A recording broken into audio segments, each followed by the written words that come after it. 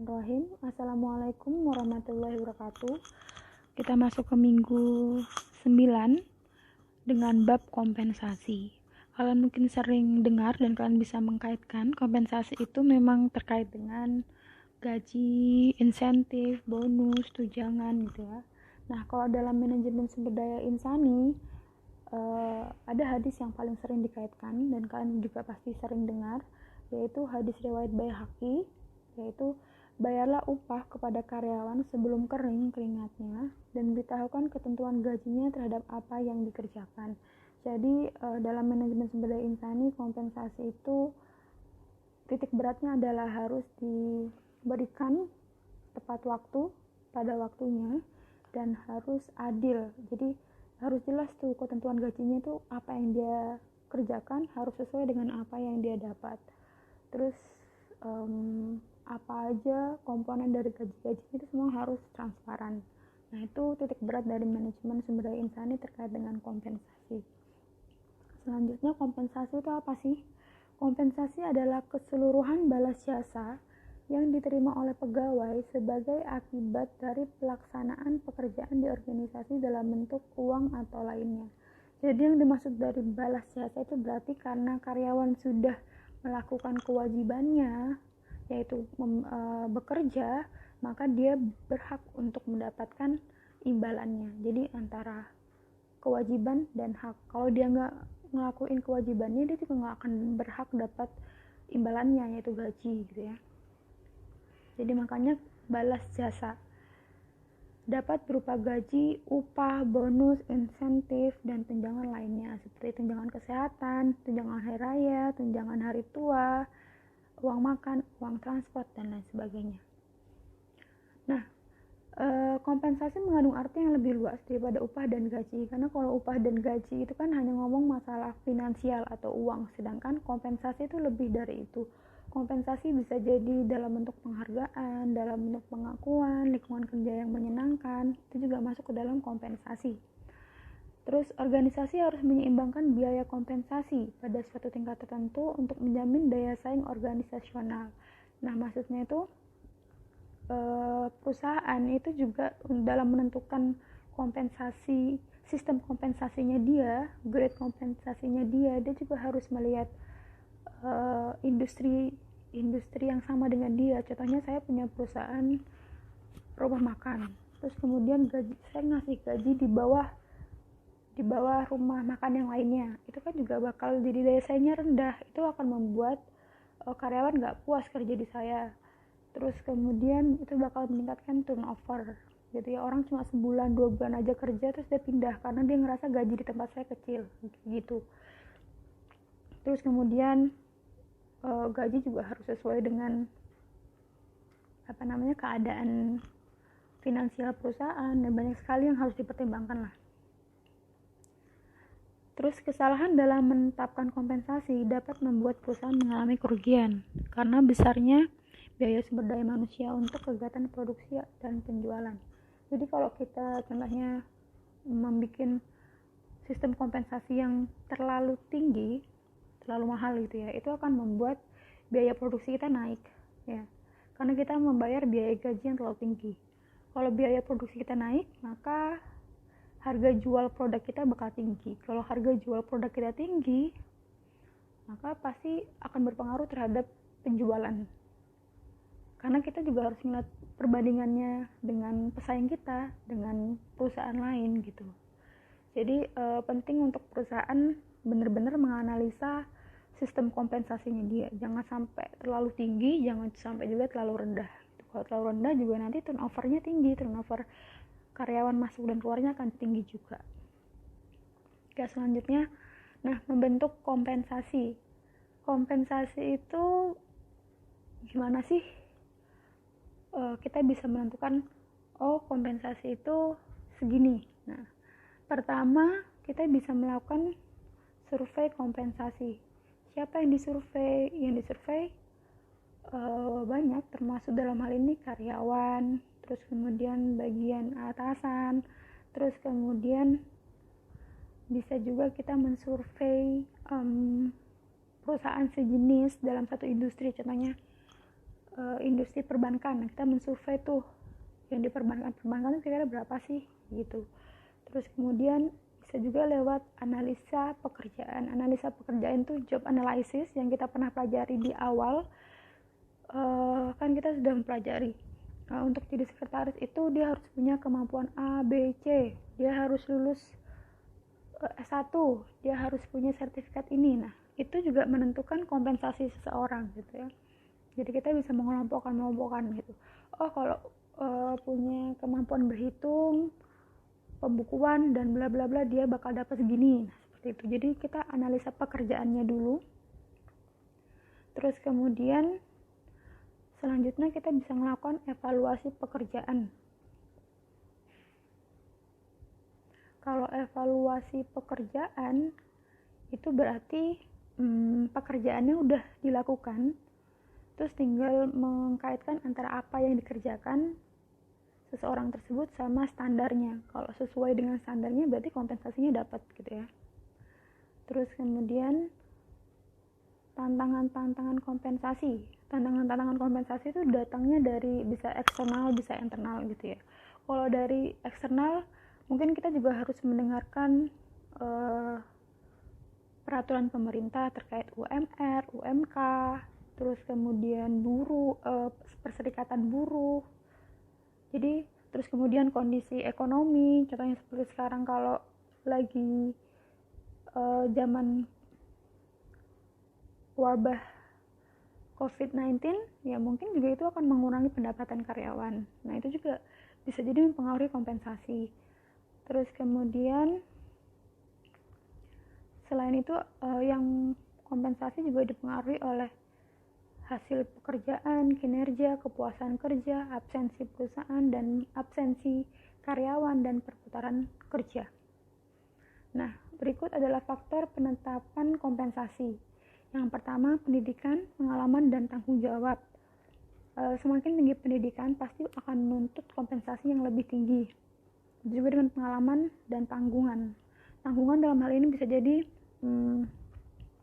pekerjaan apa yang harus diemban. Semakin besar tanggung jawabnya, ya pasti akan menuntut kompensasi yang lebih besar. Tapi kalau tetap disamain aja, ya pasti karyawan akan merasa, oh ini tidak adil gitu ya. Terus kemudian kemampuan perusahaan maksudnya ya kemampuan finansial perusahaan gitu. Mungkin kadang-kadang sama-sama restoran, tapi kenapa gajinya berbeda? Ya karena memang satunya itu restoran yang udah punya cabang di mana-mana, sedangkan satunya hanya restoran yang punya satu cabang. Kita nggak bisa bandingin juga antara gaji karyawan McD sama gaji karyawan rumah makan warteg gitu kan, pasti beda gitu, karena kemampuannya memang berbeda. Terus kemudian yang ketiga, keadaan ekonomi berarti terkait dengan situasi makro, bisa jadi inflasi, bisa jadi nilai tukar dan lain sebagainya.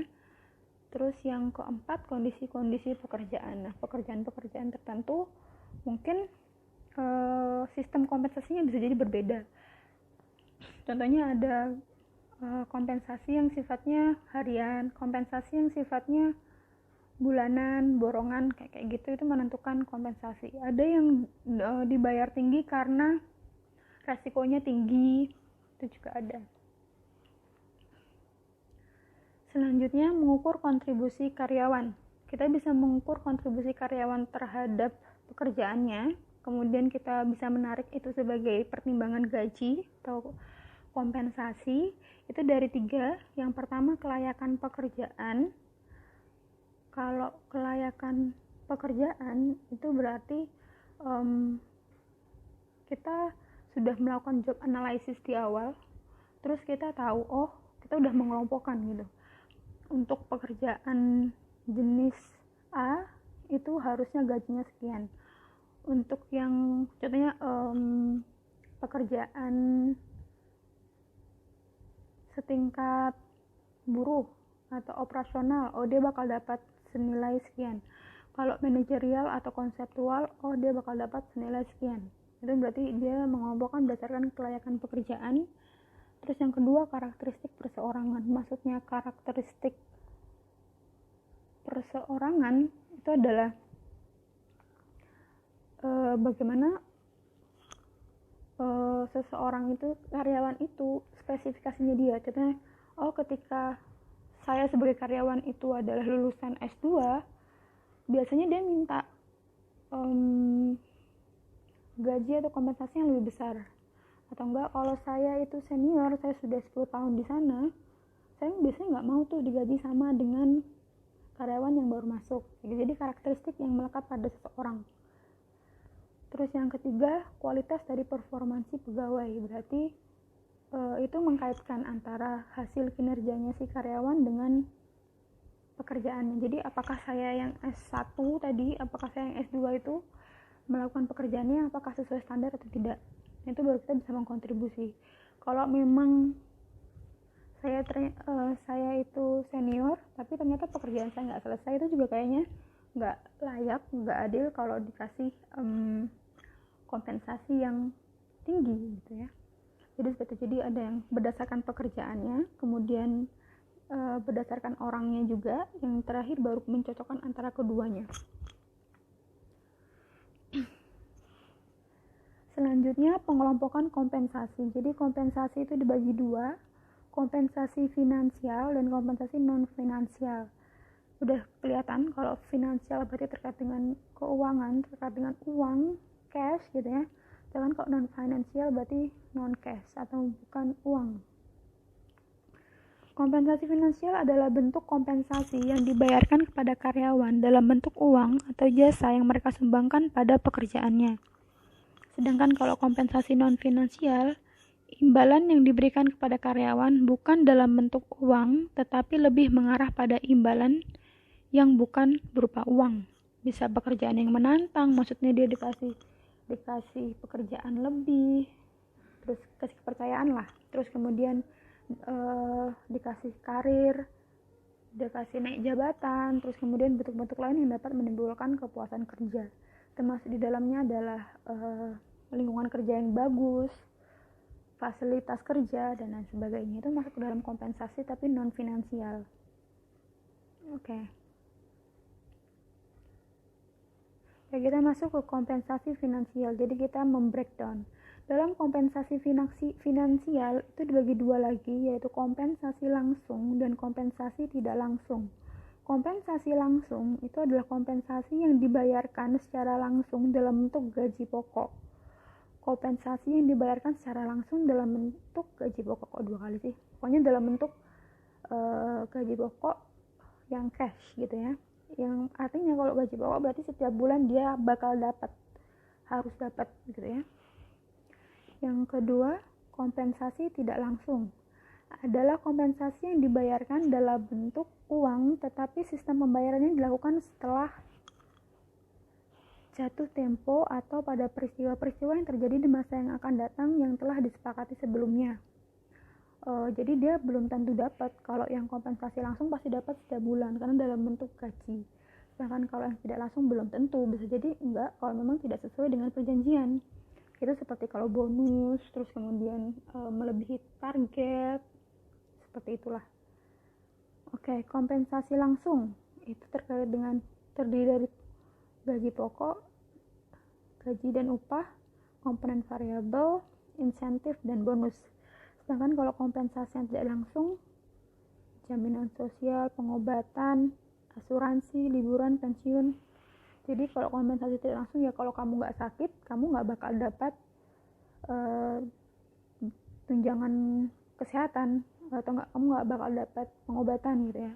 Terus kalau kamu tidak memenuhi syarat tertentu, kamu nggak bisa dapat tuh paket liburan. Kalau kamu belum pensiun ya kamu nggak mungkin dapat uang pensiun kayak gitu. Itu berarti kompensasi tidak langsung.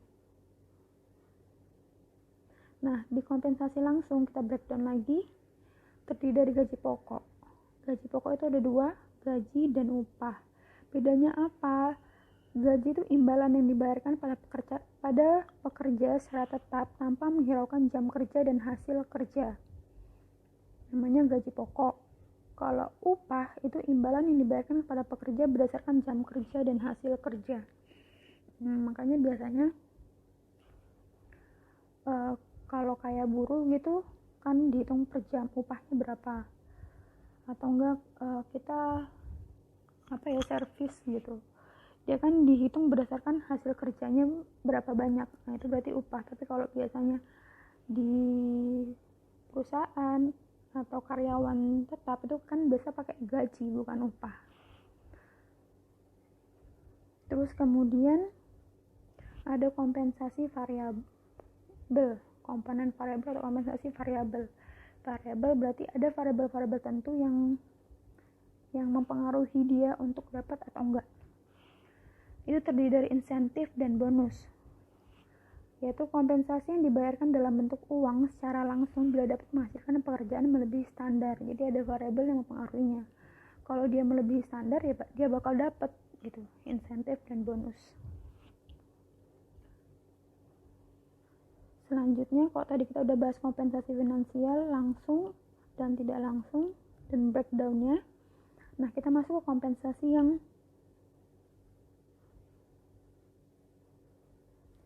tidak langsung.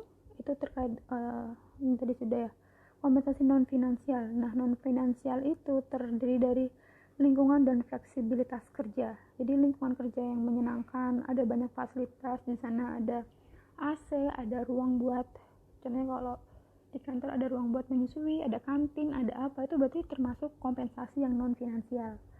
Nah, di sini bisa jadi kebijakan organisasi. Kebijakan organisasi contohnya, cuti boleh setahun 20 kali. Nah, itu kan juga merupakan kompensasi. Manajer yang berkualitas, manajer yang baik, manajer yang bisa bekerja sama, manajer yang bisa mengarahkan dengan baik, itu juga merupakan kompensasi. Rekan kerja yang menyenangkan, waktu yang fleksibel, kalau kita ada keperluan kita bisa keluar-keluar. Nah, itu juga merupakan kompensasi. Pembagian pekerjaan yang adil.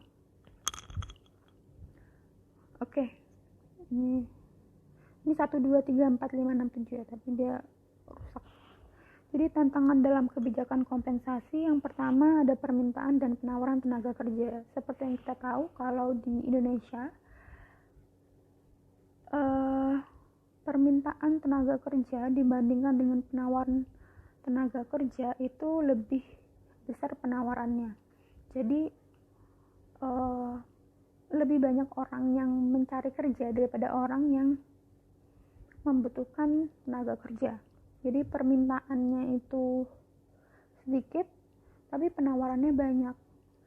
Nah, karena hal itu, sehingga bargaining power-nya atau daya tawarnya, bargaining power-nya itu terletak pada perusahaan. Sehingga biasanya perusahaan punya wewenang atau punya kekuatan untuk menentukan gaji. Walaupun biasanya di awal interview itu kita udah discuss masalah gaji, tapi biasanya penentunya tetap perusahaan gitu, karena perusahaan mempunyai bargaining power yang tinggi. Kalau memang kamu nggak sepakat dengan gaji yang saya kasih, ya udah kamu keluar aja, saya masih banyak yang mau bekerja lagi di sini. Nah, kayak gitu. Jadi permintaan dan penawaran kerja, permintaannya lebih besar daripada permintaannya lebih kecil daripada penawarannya. Yang menawarin banyak tuh. Terus kemudian perekonomian Indonesia. Perekonomian di Indonesia relatif ya. Biasanya perekonomian kalau ada kejadian-kejadian aja, seperti kejadian kemarin pas pemilu, atau enggak seperti sekarang ada wabah, itu sangat mempengaruhi perekonomian dan pastinya mempengaruhi kondisi ekonomi atau kondisi keuangan dalam perusahaan. Nanti akan mempengaruhi gaji karyawan. Seperti masalah pandemik ini, seperti yang kalian tahu, banyak sekali karyawan yang akhirnya di PHK, dirumahkan karena memang sudah tidak mampu untuk menutupi biaya gaji lagi gitu ya, atau enggak ada banyak sekali pemotongan kompensasi. Nah, itu adalah sebagai bentuk penyesuaian terhadap perubahan ekonomi. Terus kemudian yang ketiga, serikat buruh. Serikat buruh sedikit banyak akan mempengaruhi, karena ketika terjadi ketidakadilan dalam satu perusahaan, terus kemudian diketahui atau di blow up, sehingga serikat buruh bakal mendemo perusahaan tersebut, dan perusahaan tersebut mau nggak mau pasti merespon, karena kalau tidak direspon itu akan mempengaruhi citra dia di masyarakat. Terus kemudian kondisi keuangan perusahaan jelas, kalau perusahaan lagi sepi, lagi kinerjanya jelek, ya pasti itu mempengaruhi pendapatan dia. Secara jangka pendek biasanya kompensasi nggak berpengaruh, tapi kalau jangka panjang dia rugi terus, ya mau nggak mau kompensasi pasti bakal berpengaruh. Entah bonusnya dikurangi, entah gajinya dikurangi, atau enggak sampai gajinya tetap tapi PHK gitu ya, banyak yang dikurangi kayak gitu. Terus kebijakan perusahaan tuh berarti peraturan-peraturan yang ditetapkan. Terus kemudian produktivitas. Kalau produktivitas itu berarti output yang dihasilkan oleh karyawan. Apakah output itu sebanding dengan input yang diberikan? Jadi apakah pekerjaannya karyawan, hasilnya dia itu sesuai dengan gaji yang sudah diberikan perusahaan? Kalau outputnya cuma segitu, terus perusahaan ngerasa kok saya udah bayar mahal-mahal tapi kamu cuma bisa kerja seperti itu, ya biasanya kompensasinya dikurangi atau enggak ya dia yang akan dikeluarkan. Terus kemudian biaya hidup ya jelas, kalau semakin banyak harga-harga naik, inflasi, pasti biaya hidup naik. Kalau biaya hidup naik biasanya perusahaan akan dituntut untuk menaikkan gaji.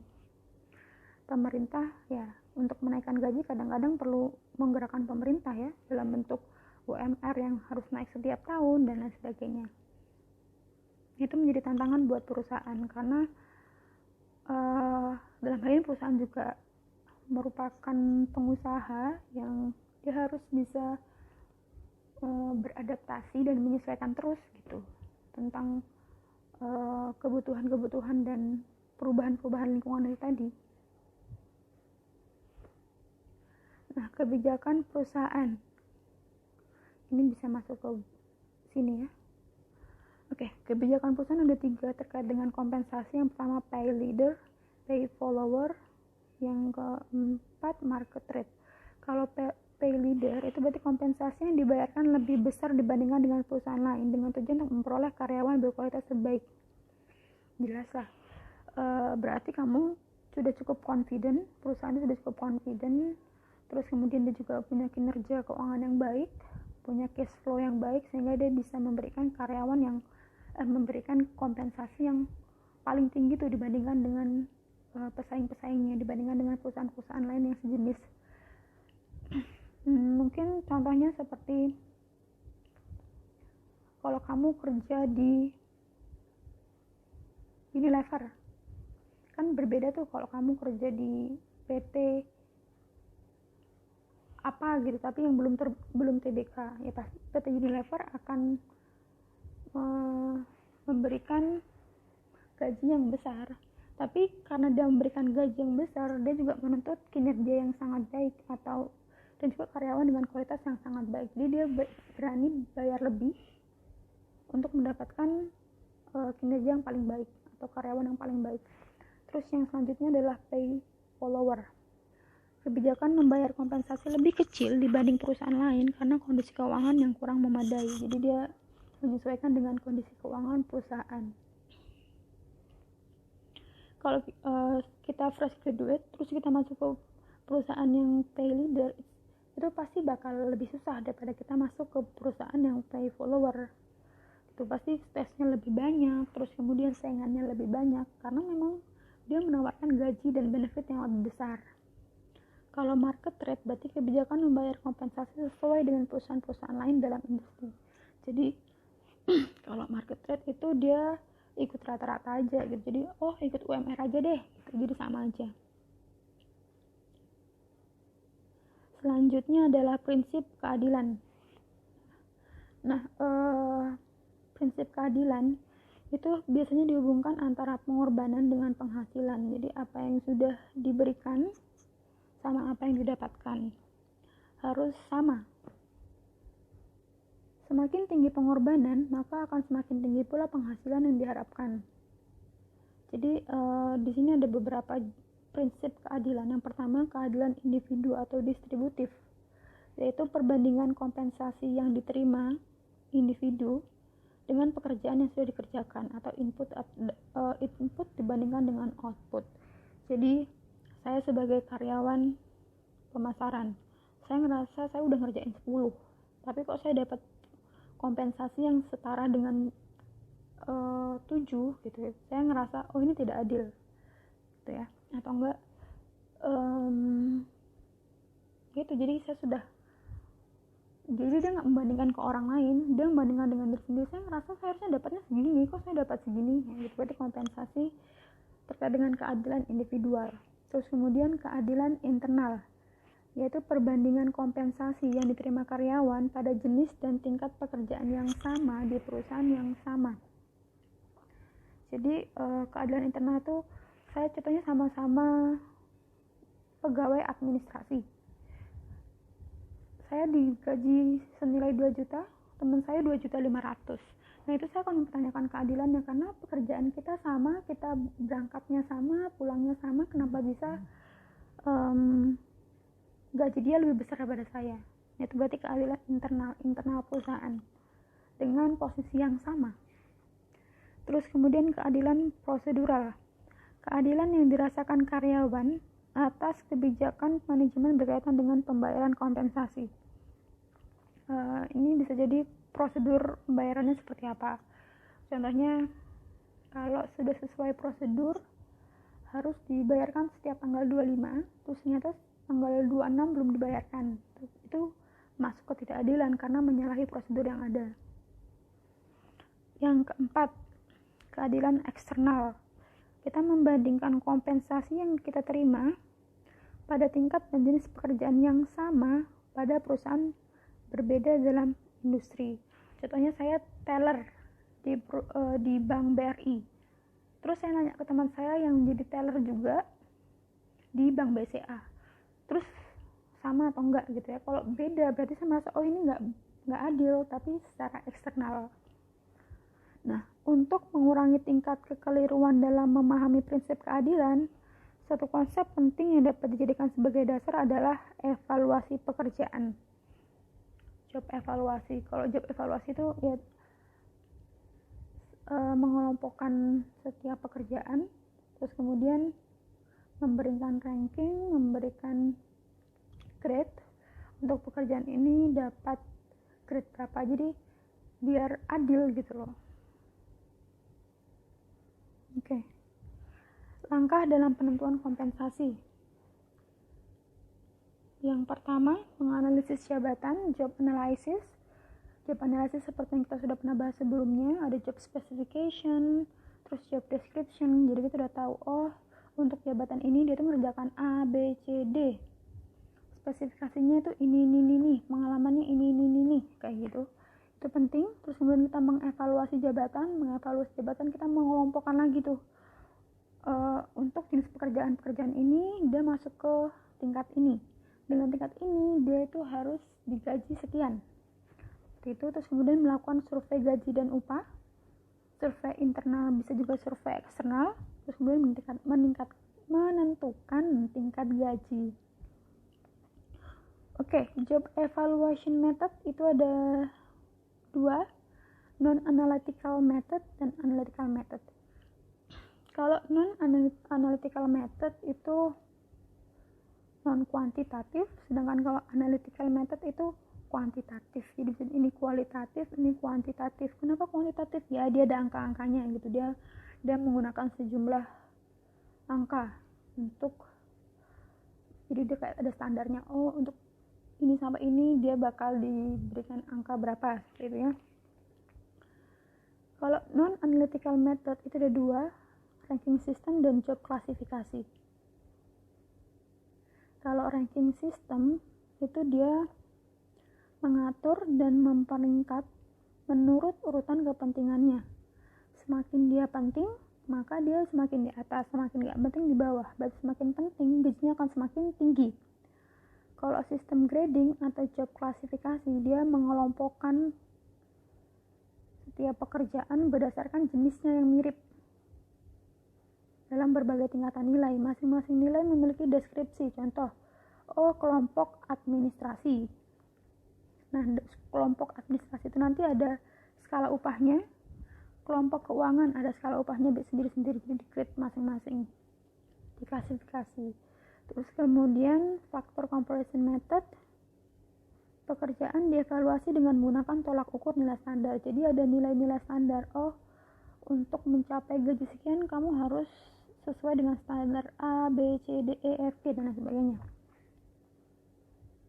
Ini mencakup memutuskan pekerjaan mana yang memiliki lebih banyak faktor kompensasi tertentu daripada yang lain. Semakin banyak standar yang dilampaui, semakin banyak faktor kompensasi yang dia kerjakan, ya maka berarti gajinya bakal semakin besar. Metode pemeringkatan poin ini sebenarnya lanjutan daripada dengan faktor.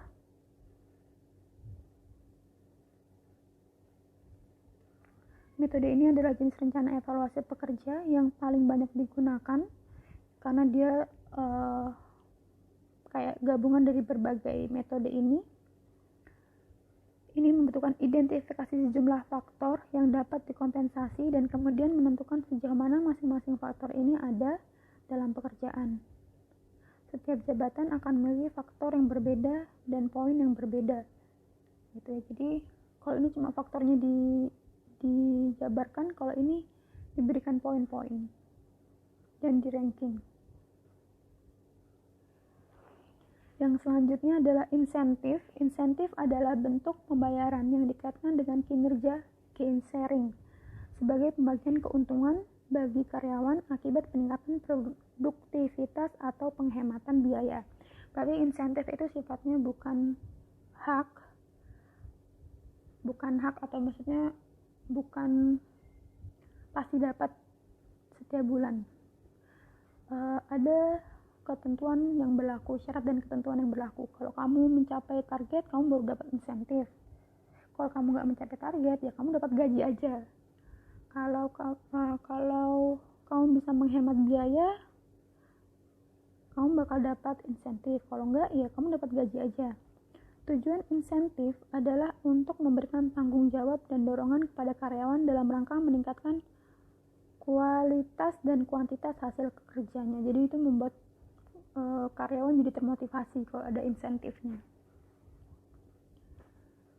Bentuk insentif bisa bonus tahunan, insentif langsung. Jadi kalau bonus tahunan itu setelah beroperasi selama 1 tahun, terus keuntungannya ternyata 100 juta, padahal tahun lalu cuma 50 juta. Ada peningkatan, baru akhirnya bonus tahunan dikeluarkan. Terus kemudian insentif langsung berarti bisa langsung diberikan. Insentif individu karena kinerja individu. Insentif tim berdasarkan kinerja kelompok. Pembagian keuntungan, setiap ada keuntungan yang melebihi target. Kemudian bagi hasil. Kalau bagi hasil pembagian keuntungan tuh kalau untung melebihi target bakal dikasih.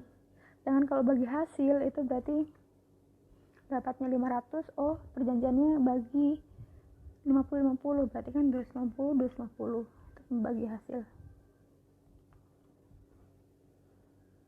Kompensasi variabel individu untuk ini kompensasi variabel yang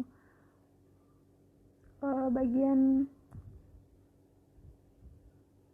insentif tadi. Jadi kompensasi yang dia dipengaruhi oleh beberapa hal. Jadi dia nggak pasti kamu dapat. Oke. Jadi kompensasi ini akan dipengaruhi oleh beberapa hal, gitu ya. Makanya kompensasi variabel.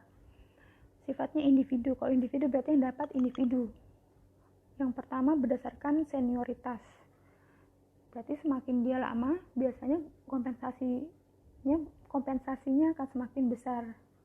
Itu makanya mungkin di posisi yang sama-sama administrasi, tapi yang satunya itu masa baktinya 10 tahun, satunya baru masuk, ya pasti berbeda.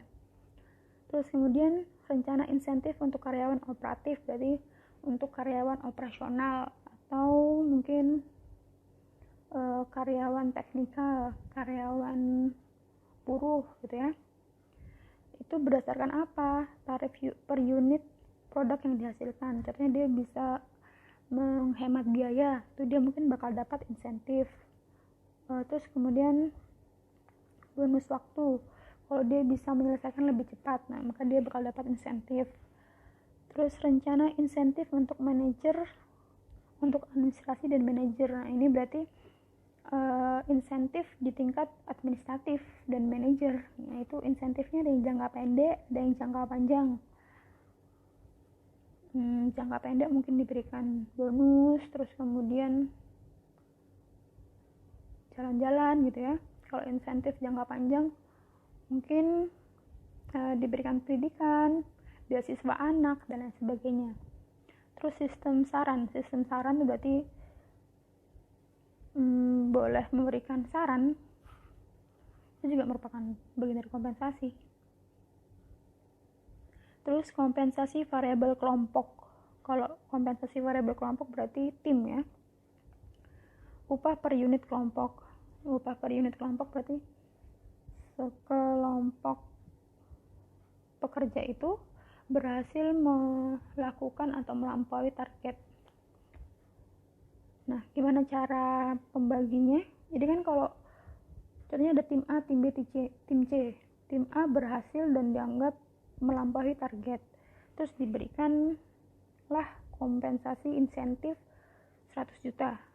Nah metodenya ada membagi secara rata, berarti kalau di situ ada 10 orang berarti 100 juta dibagi 10, atau enggak membagi secara proporsional, dibagi berdasarkan peran mereka masing-masing. Kalau mereka perannya lebih besar maka pembagiannya akan semakin banyak. Terus rencana pembagian keuntungan. Rencana pembagian keuntungan berarti tergantung besar keuntungannya berapa. Terus kemudian rencana kepemilikan saham perusahaan. Jadi ada kalanya perusahaan itu akhirnya memberikan saham kepada karyawan. Saham itu kan tanda bahwa dia memiliki perusahaan tersebut, walaupun biasanya dibagikannya atau dikasihkannya ya nggak banyak gitu. Jadi harapannya perusahaan adalah ketika dia memberikan saham kepada karyawan, maka karyawan bakal merasa memiliki perusahaan tersebut. Ketika karyawan itu merasa memiliki perusahaan tersebut, maka dia akan melakukan kinerjanya dengan sebaik mungkin gitu. Insentif untuk tenaga penjualan atau biasa kalian sering dengar sales, SPG gitu ya, SPB kalau boys. Terus kemudian itu adalah insentif untuk tenaga penjualan dikaitkan dengan kinerja penjualan individual dan kelompok. Pendapatan karyawan penjualan sangat bergantung pada jumlah produk yang terjual atau kinerja penjualannya. Biasanya dia bakal dapat pendapatan gaji dan komisi. Kalau gaji, sebagian perusahaan memberikan gaji kepada tenaga penjualan sebagai imbalan atas jasa yang mereka sumbangkan dalam kegiatan penjualan. Berarti sifatnya wajib, sifatnya pasti setiap bulan. Kalau komisi merupakan pendapatan yang diterima karyawan penjualan atas jasa mereka untuk menjual suatu produk tertentu. Komisi dapat diterima langsung atau gaji plus komisi dan bonus-bonus. Komisi mungkin karena dia melebihi target, atau komisi karena kamu bisa menjual produk tertentu yang susah dijual gitu. Kombinasi gaji dan komisi dimaksudkan untuk memberikan tambahan penghasilan atas gaji pokok untuk memotivasi karyawan penjualan dalam meningkatkan kinerjanya. Berarti dia dapat dua-duanya tapi dikombinasi. Bisa 70-30, bisa 80-20 dan seterusnya. Tunjangan adalah kompensasi keuangan dan bukan keuangan yang diterima karyawan secara tidak langsung untuk kelanjutan pekerjaan mereka di tempat kerjanya mereka. Tunjangan akan mempengaruhi keputusan karyawan untuk tetap bertahan pada organisasi atau keluar mencari pekerjaan yang memberikan kompensasi yang lebih baik. tunjangan itu sifatnya tambahan-tambahan. Tunjangan bisa jadi kayak tunjangan keluarga. Misalnya kalau kamu punya istri, anaknya berapa, nanti tunjangannya beda-beda. Mungkin ada nanti tunjangan pendidikan, tunjangan kesehatan, tunjangan hari tua, kayak gitu. Semakin banyak tunjangan, itu akan membuat karyawan semakin puas, dan itu akan mengurangi turnover atau keluar masuknya karyawan yang gak betah di perusahaan tersebut. Terus kemudian tunjangan ada 2, yaitu pembayaran untuk waktu yang tidak bekerja. Secara tidak disadari, para karyawan dalam kondisi tidak bekerja akan menerima gaji atau upah yang dibayar oleh perusahaan dalam kondisi tersebut. Contohnya hak cuti. Walaupun karyawan itu cuti, dia akan tetap dibayar. Atau enggak cuti melahirkan, terus cuti tahunan. Nah itu. Terus kemudian perlindungan terhadap biaya. Perusahaan akan memberikan tunjangan bagi karyawan untuk menanggulangi hal-hal yang dapat menimbulkan bahaya. Menggunakan asuransi kesehatan, asuransi jiwa, pengobatan, pensiun, asuransi pendidikan, kadang-kadang untuk anaknya, dan lain sebagainya. Koperasi ini juga salah satu bentuk kompensasi yang tidak langsung. Karena koperasi itu merupakan suatu badan usaha yang terdapat dalam satu institusi tertentu yang berfungsi untuk membantu para anggotanya ke dalam berbagai aspek untuk meringankan ekonominya. Kalian kan pernah dengar kalau kita tuh bisa nabung di koperasi, bisa minjem di koperasi, terus kemudian kita